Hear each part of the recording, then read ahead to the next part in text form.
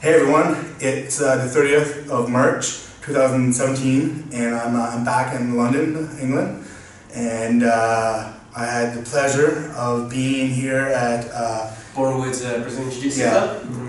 Yeah, it's a pretty long name though. Yeah, sorry about that. Wouldn't even fit on the logo, Borehamwood. And Professor Seymour, who you might know more as the genius artist behind Meerkatsu, which I absolutely love. Thank you, thank you. Yeah, thank you. Nice to meet you. Thank you for coming round. Oh, thanks for having me. And leapfrogging onto my mount. And in true Panda form, no video of it. No video, no. It's all going down as an epic move. Anytime I get a good move on, no one even sees it. Just talk about it in your many travels. Everyone thinks I'm like, you know, that old fisherman story. I caught a fish this big. And we were slugging it out, and it was just like, my friend Jeff Strobe will, you know, he'll deny all of this, but I've gotten a few moves on him or come very close, and of course there's never a picture of it. But as soon as he gets me into a show, every time. He has I'm pretty sure, he's going to comment on this, I'm sure. He has an album of pictures he has of me in chokes and arm bars and Not fair. So, you are a jiu-jitsu black belt as well as you do the whole graphic design, or I would, if you were going to pigeonhole me, I'd call myself just an illustrator. Because an illustrator I would define as somebody who draws to a task, to a certain rule set. So if you were to say to me, Seymour, I've got this rash guard, and I want you to draw the rash guard in the style of featuring this. I basically have art direction, and therefore I'm doing a job. Okay. I'm an illustrator. So graphic designers can also be illustrators, but they tend to be specialising in people who are experts in laying out, knowing about colour, tone, the feel of a piece, the structure, the flow, and it's, you know, one could dip into all the various skills. But at heart, I'm an illustrator. I'm a guy who draws according to whatever brief is set to me. Usually, I set my own brief. So just today on Instagram, I posted some you know those lucky cats that go around. So I'm in love with the lucky cat since I was a kid. We've always had lucky cats in the house. It's a very Chinese thing. People associate with Japanese culture. It's across Asian culture. These lucky cats bring fortune and luck. So we have loads of them in the house. So they've always been in my memory. So many years ago, when I was asked by a company called Brands they would just sponsor the Meow Brothers before anyone had heard of the Meow Brothers. And they said, Seymour, can you draw a T-shirt, a signature T-shirt for the Meow Brothers? And I said, well, I never. So I researched them, going, wow, they kind of look like cats. Lucky cats. So I drew these lucky cats for them, and that sold well for them. And then this T-shirt ran out, and I hadn't used a lucky cat for a while. I redid it a couple of times. And I thought, let's redo the lucky cats. I really like them. I put samurai helmets on, like warriors. So kind of, I like mixing cute, nasty, and evil and monsters. That's my thing, mixing things together, and just being a bit inventive and imaginative. So. In that respect, it delves into the artist side of things. At its heart, I'm an illustrator, I'm a guy who draws, I love Brazilian Jiu-Jitsu, I merge the two together whenever I can, and that's how Meerkatsu came about. That's amazing. I was going to ask you about that. So, how long have you been doing Jiu-Jitsu? Did you start in another art? Yes, I started Japanese style Jiu-Jitsu around about 1995. Okay. So I'd be in my mid-20s, and at the time I was looking for just something to do that had a mix of self-defense. It was a martial art that was very, very broad-based, which Japanese Jiu-Jitsu is very diverse. And I did that for a good 9-10 years, and it overlapped with my interest in Brazilian Jiu-Jitsu, because around about 2000, us in the Japanese Jiu-Jitsu club were hearing about this Brazilian Gracie stuff. And there was a few VHS videos floating around. We watched that, fascinated, but always thinking, you know, that's what they do. It's all fighting, where into the more elevated pursuit of a martial art, a higher goal of being like a samurai, you know, stories all that. But over time, he just kept calling me. So I joined the club. I got smashed. I thought, this is for me. My training in Japanese Jiu-Jitsu overlapped with my Brazilian Jiu-Jitsu for quite a few years because I was running a club as well. And my loyalties were torn.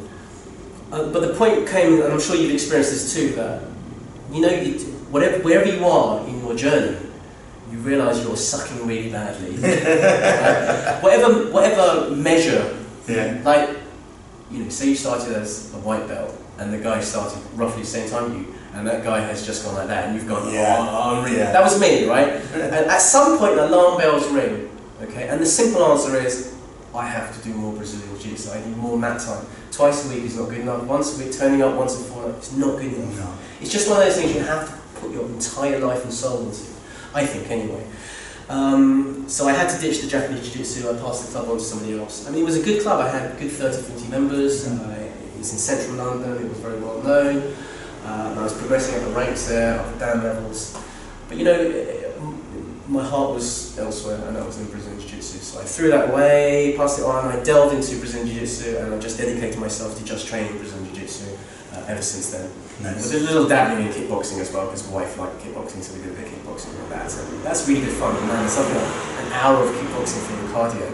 I started in striking as a kid, and later on when I got back into martial arts, I wanted to keep up with it, get back into striking.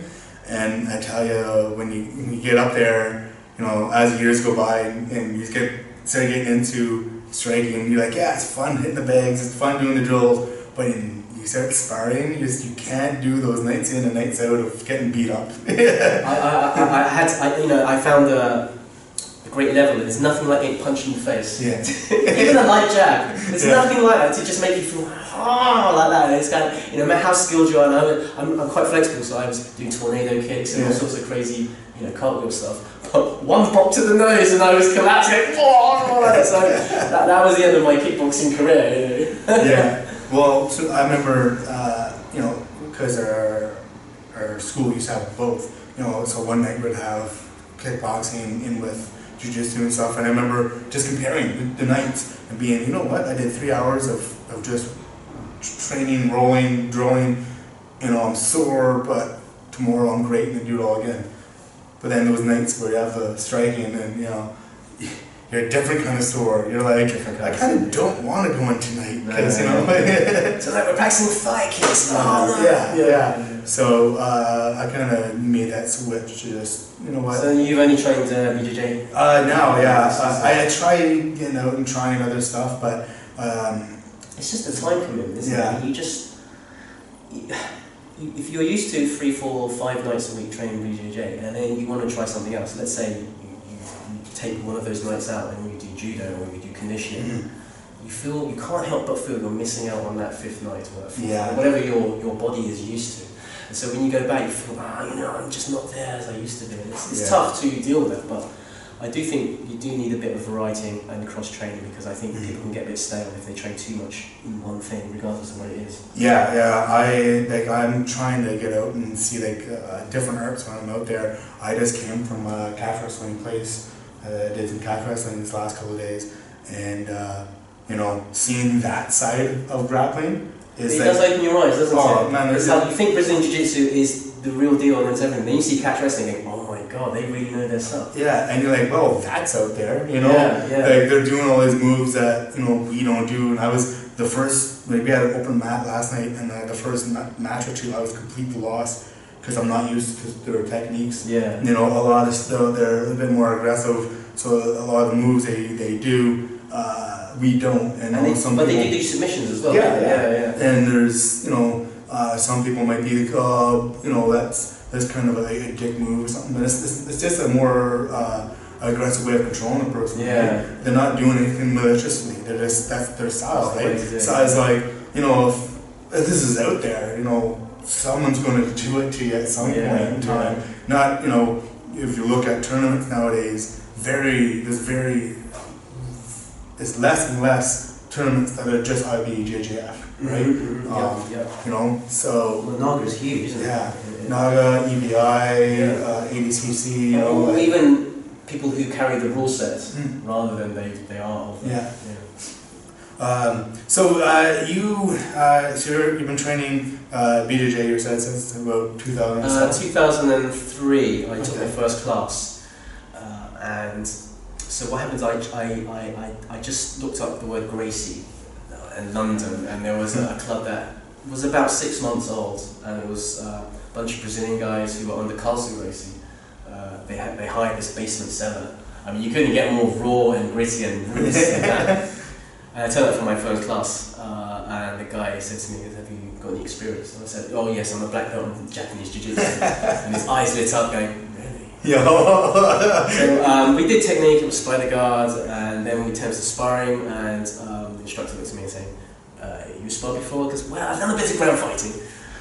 Which they goes, "Okay, you spar with him." And it was the smallest other guy there, and he completely wiped the floor with me, and he completely smashed me, and I just didn't know what I was doing, and he was like a demon all around me. But it really sold the concept to me that, because even though we do a little sparring in Japanese Jiu-Jitsu, it's just a tiny bit, and most of it is very set piece orientated. So in a way, that was my first experience of really grappling full resistance against someone who was really trying to choke me out, or armbar me, and full on. But he wasn't even being a dick, he was just using technique. But at the time, when you don't know anything, it is honestly like an octopus is attacking you, and you haven't got a clue, and you're doing all the wrong things. You're pushing out, you're exposing your neck, you're turning, back and everything. You're pulling the collar out. Everything your instructor says don't do, when you're first class, you do. It's almost like we're born to present our backs. We're born to show our necks, and it's not instinct to protect and turtle and those things. So that really sold it to me. But even then, I still had my Japanese Jiu-Jitsu club, so I was dabbling in Brazilian Jiu-Jitsu until about 2005, 2006. I took it a bit more seriously, and I could train more than just once a week, twice a week, 3 times, and then 4 times a week. And then I was doing competitions, and then I moved home, and I'm now with under Nick Brooks at Mill Hill, just down the road from me, who's my professor, and I've been with him for about 8-9 years. Nice. So during all this, were you doing illustration? Like, so when and how did Meerkatsu come around? Yeah. Well, so that transition between doing traditional martial arts and Brazilian Jiu-Jitsu is very fascinating. And at the time, we're talking 2002, 2003. I'd already been talking about it on my blog, which I had given myself the name Meerkatsu. I just made it up. Because when you go in martial art forums, it's kind of cool to not have your real name, like Seymour Yang .1139. It's usually Ninja Warriors, Dragon Slayer 1664. You always needed. I think these days it's frowned upon. If you go to Reddit or Sherdog, a lot of people have their real names, or you can pretty much find out who they are. It's not that big deal. But back then it was all Dragon this and mystical ninja this. So I thought I'd make up a Japanese sounding name and make it animal sounding, because I like animals. So I was writing this blog about my transition from Japanese Jiu-Jitsu to Brazilian Jiu-Jitsu. And when I transitioned fully to Brazilian Jiu-Jitsu, I was blogging more about it, and for some reason, Brazilian Jiu-Jitsu is a very nerdy martial art. I don't know if you understand that. You only have to, certainly back in the day, in the early 2004, 2005, you only have to post up a blog, and it'd be read by quite a few hundred people, because it wasn't a lot out there. There was a few awful YouTube videos, but most people blogged and they wrote about it, and that's how I started getting reviews. And to illustrate some of my articles, I would do little drawings, because I've always drawn since I was a kid. I haven't been trained at all, I'm not an artist, I haven't gone to art school or anything. And companies just used to go, "Oh, could you do a t-shirt for me? Could you do a rash guard for me?" And it picked up. So I think the first breakthrough design I did was the Honey Badger rash guard, if you remember that. Yes. For Tatami brand here. And the Gareth and Lee who run them, they're really good guys. I mean, Gareth's a black belt. But he started just like everyone else did in the early 2000s. It was hard, you had to look at videos, you had to run around, drive around just to find a blue belt to help train you. But he saw a gap in the market, started up his own gi brand, and they're one of the big top 3-4 companies in the world now. For a small company that basically just 2 guys in South Wales on their own, off their own backs, now a worldwide brand leader, I think it's very impressive. Anyway, but when they approached me saying, "Look, I want you to just come up with a crazy rash guard idea," I thought, "Hey, let's do this. Let's do the Honey Badger," because there's that video where the guy was talking about Honey Badger. His Instagram voice, and I thought it was just on the cusp of it ending as a viral meme. But I thought, typical late as usual. I thought, "Oh, this is really funny." I was that was like 2 years ago. Right? I think that's come back in a few waves too. Probably, because it's a masterpiece of viral meme. It is. So I did the rashguard in honour of that, and it went a bit crazy. So I haven't looked back since then, really. So that kind of was my breakout design. I actually the gi. Honey Badger gi, yeah. Where it has in the back and then the snakes. The white one, yeah. I picked that one up and ended up like selling it to my friend because he gave me the gi, and I was getting bigger, and it wasn't It's a lovely gi. So here you go. And he still has it, and I loved it. I was like, that's amazing. I love the design. Cool. So the story with that one is we had done a first Honey Badger gi, which was just simple patches. Yeah. And Gary said we want something more crazy for the second gi. So I said, okay, how about a full-on honey badger with a face on the back and the snake going all the way over? And he went, okay, I'll show my factory. So I drew the design, showed the factory. The factory went, okay, they never say no to the factory. They said, yeah, we tried it. So the report back going, we can't do it. We tried one sample, for 7 times it broke our needle. So I don't know how Gary did it, but he must have tried another factory, or I had to simplify the design a little bit. Because all the scales of the snake, and there's about 4 layers of embroidery, so the needle kept breaking. Anyway, they found a way to do it, but I think on every 5th gi the needle would break, so it was a very slow process, but they were, I don't know what they paid them, but they obviously said, do it! And the gi came out, and it was kind of out there. It was a bit weird and strange, and even by the standards of crazy gis, of which there were quite a few around at the time, I think that one pushed it way to the limits of what you could do with absolute sew-on embroidery as opposed to patches. Yeah, I thought it was amazing when I saw it, and I think it definitely kind of upped the game, the gi game out there for design. It upped the game, and threw it out there, and people said, no more, this crazy stuff, I want simple stuff. Yeah. I mean, ironically, with my own brand, Meerkatsu brand, which I'm wearing half of now, I try to keep it a bit simpler because it's too expensive to do these kind of snakes and everything. But mainly, I think you have to think long term when you're running a company or brand. If you want to be an entity, if you're always known for being outrageous, you have to one up yourself for the next one. And there's a limit, because even with my imagination, I can't one up having full-on snakes all over. I mean, where else do you go?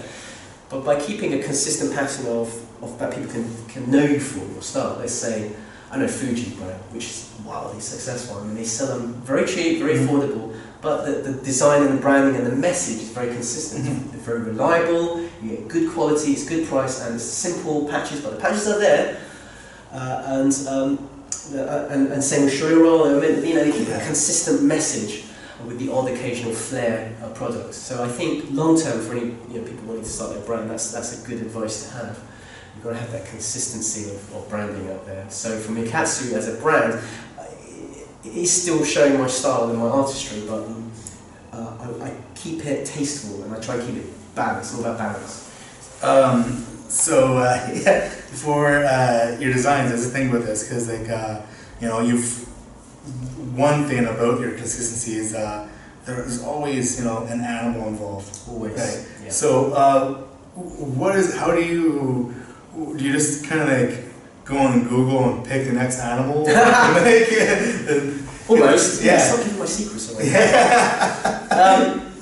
So I've always been a nature and wildlife nut as a kid, watching David Attenborough and all those things. So that's always been my thing. And when I went to university, I studied botany, which is plants, I know, but I didn't quite get the grades to study zoology and animals. But if I did, I would have been a marine biologist or a zoologist. But I wasn't clever enough or bright enough to pass those grades. But I could get into do botany, because let's face it, nobody wants to do botany. It's just plants, right? And also in botany, you could draw for your degree. You basically 10% of your degree was to compile a portfolio of plants that you drew. Because it's botanical illustration, right? As part of your degree. And I was like, yes, I can finally fulfill my desire to be an artist. Because, long story, my parents didn't want me to do an art subject when I go to universities. It had to be science or something legit. Good parents, best for their kids, right? Why don't you be a doctor? Exactly. They knew I was too thick to be a pharmacist or a doctor. So do at least a science, because that's respectable. I want to be an artist? No. But I can do botany. There's a bit of drawing in that. So, all right, you can do botany. So did botany, and then left that. By the way, I still have a full-time job. I still have a 9-to-5 job. I work in a photo agency. I've worked since I graduated. I've always worked in photo agencies. So photography is also a thing that I know about, and I'm in the business of. So all this Meerkatsu stuff I do, and training, everything I do in my outside. So Meerkatsu really just kind of is a combination of all your passions, really. Definitely, yeah. I love photography, I love writing, I love blogging, I love reviewing, I love training, I love drawing, and I'll just put all those into Brazilian Jiu-Jitsu. They feed off each other. Yeah. Just training, rolling with people, running with visitors, guests, and people, sharing that passion. Mm-hmm. I think it's really one of the unique gifts that Brazilian Jiu-Jitsu have as a community.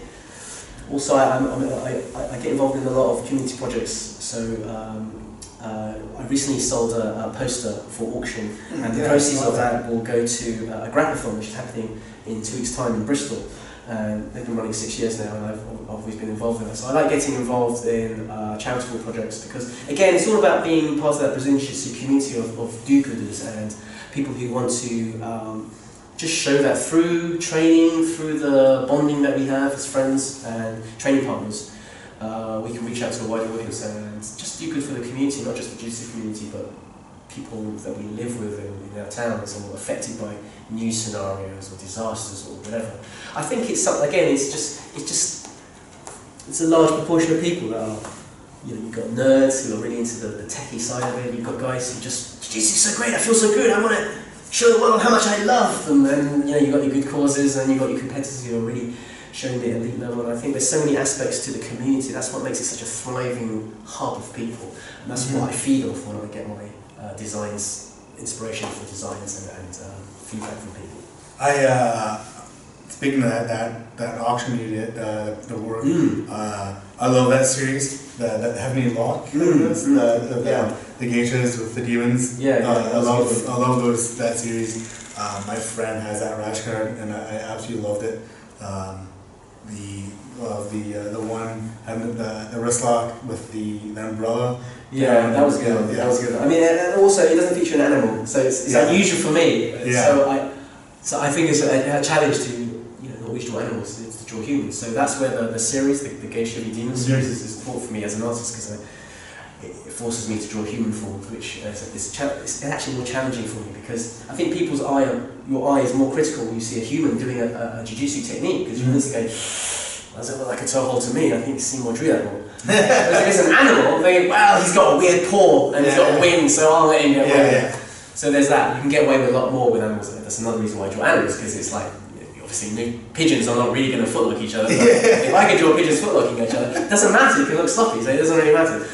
So, but also, I'm a nature nut. I love drawing animals. I love drawing jiu-jitsu and anything to do with this battle, that of good versus evil, big versus small, light versus heavy, that sort of technique versus strength. I love these opposing forces, and I think jiu-jitsu as a whole, as a concept, is very much all about that. It's there's so many aspects to it, I find. It's more than just going out and beating up on each other, I mean, like you and I started today. I weigh 60 kilos, okay, which is 125 pounds, 130 pounds, which is tiny, and you weigh a little bit more than that. Only a little bit. Only for the viewers. But the point is, through a sharing of technique and movement, we were able to have a really good roll. And I'm sure you adjusted slightly, and so did I, because I can't use force, because there's no point. There's certain things I just couldn't get, like I wanted to do a butterfly sweep, and I just couldn't because my knees were locked in, but that wasn't because of weight, that was just technique. And so, again, it's that sharing of knowledge, and you're talking, we're having banter while we're rolling. To me, that's the beauty of running a club, or just training with people, and you're sharing ideas. It's like a language, you're talking through jiu-jitsu, which I think is very special and almost sort of unique. In my travels, I have been in classes that were taught in 3 different languages so far. Wow. And so English and French and Japanese. And there's classes, in the French and Japanese classes where I didn't know anything being said, but I still had a great class, learning a lot of technique, because as you said, jiu-jitsu is a language, right? So I was showing what we're doing, by just drilling it and then moving my hands and stuff. It's like, I don't know if you watch a lot of instructionals, but I watch a fair amount, but sometimes I forget my headphones, so I watch just the footage. Yeah.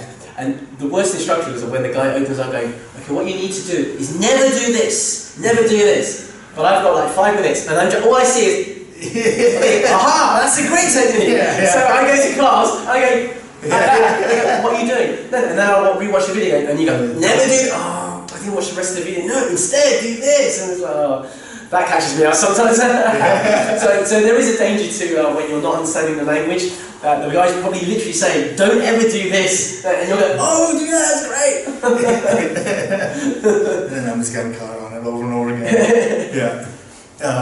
But no, going back to what you're talking about community and using Meerkatsu, doing the auction to help out the community and using jiu-jitsu.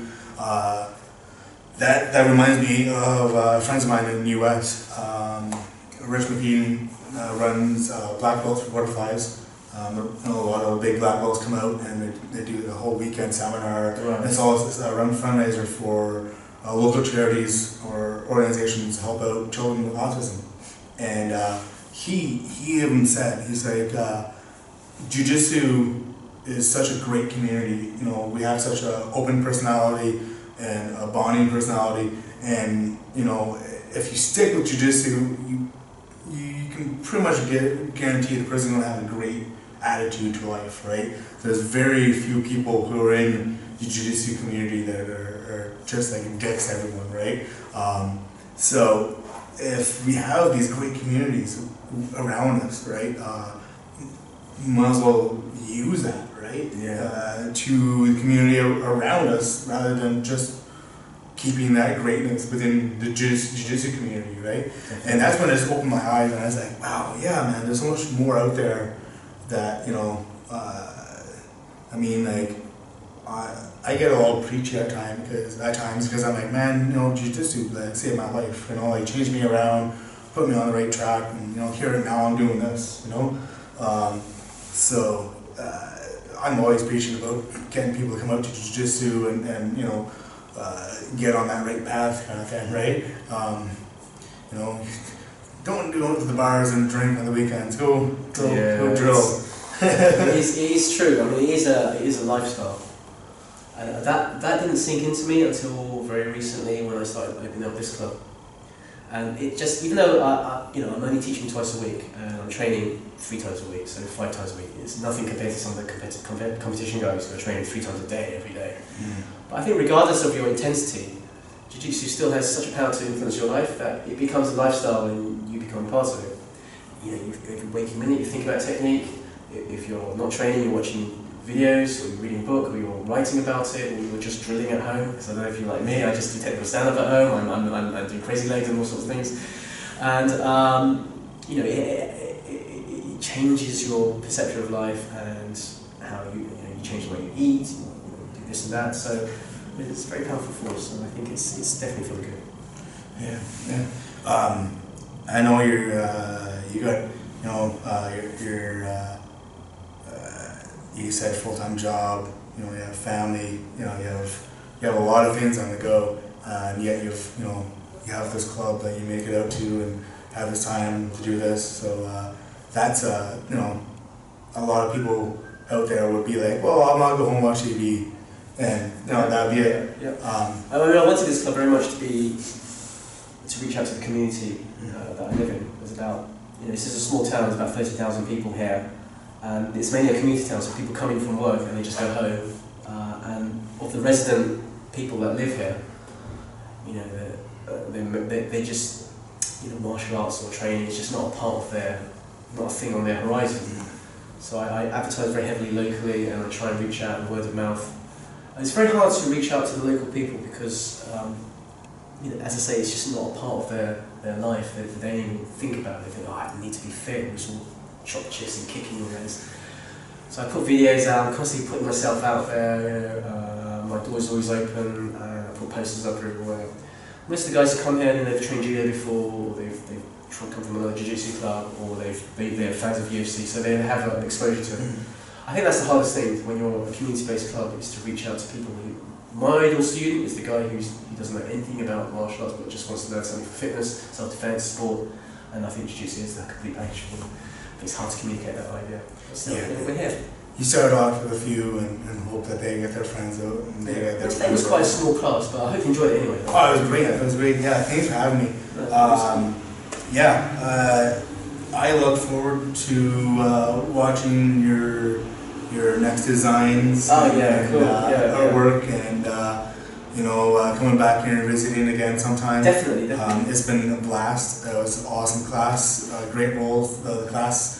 I think it's important that there's a good atmosphere, and I think that comes from top down. Mm-hmm. So if you've got an instructor that just barks orders all the time and is very regimented, disciplined, I think you might get a great competition team out of it. But as I say, I'm very much about the community, reaching out to wider people, and we will always have a laugh. And it's very, very, very relaxed pace. My personality is always about being chilled and throwing a few jokes. Using a lot of humour and just trying to keep the uplifted vibe. And I think people come because they enjoy it. They don't come because, I have to do jiu-jitsu. It's like, they come because they want to. It was a very welcoming atmosphere for the class. I thoroughly enjoyed it. Thanks again for having me. Like I said, I love your work. I love looking to see what the next piece is that'll be out there. Borehamwood? Borehamwood, so B-O-R-E-H-A-M, Wood, W-O-W-D. I'll have the links up for the club and for Meerkatsu, and check them out. If you're around the area, come by. And if you love awesome rashguards like I do, and maybe like having a few too many in your closet. You can never have too many. You can never have too many. It's like Monday, Tuesday, Wednesday, Thursday, Friday, Saturday, Monday morning, Monday afternoon. Okay, Monday, you split into a third of a day, then maybe you've got too many. Yeah, let's just do the damn hair and just wear them all the time, every occasion. Alright, it was awesome. Thank you, sir, thank you. And next time, until next time guys, see you on the mats. Oos.